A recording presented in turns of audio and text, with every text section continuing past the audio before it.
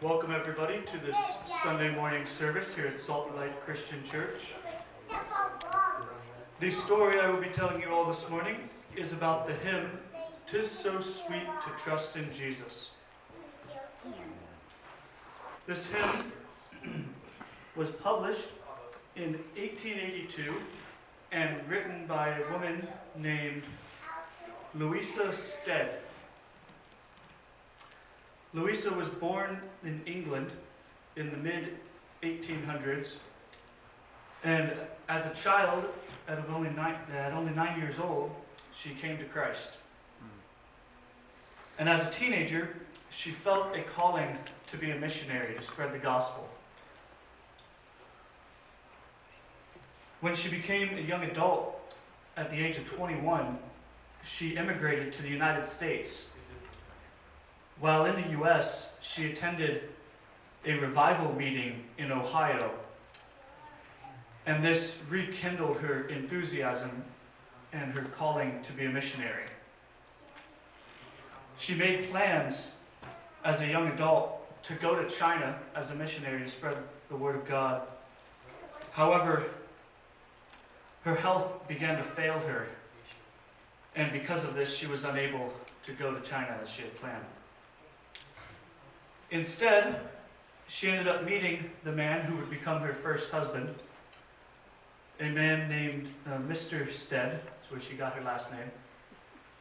And they were married for several years and had a daughter together.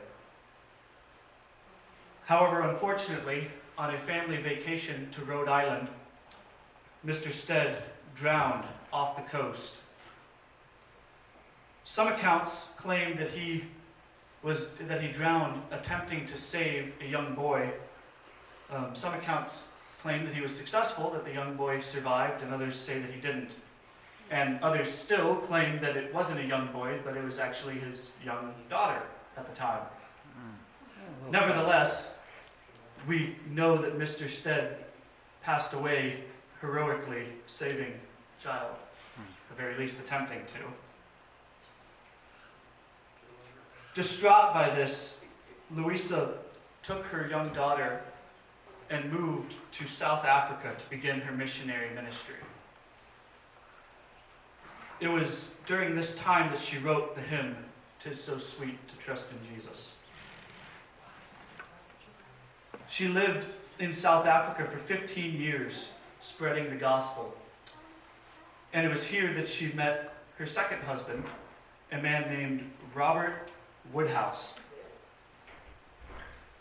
Robert was a pastor, and unfortunately, again, Louisa's health forced her and her family to move back to the United States, where Robert continued to pastor a Methodist church.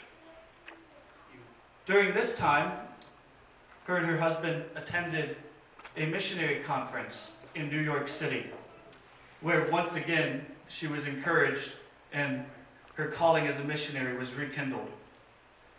And this time they were sent out, her and her husband together, to the country of Zimbabwe to spread the gospel.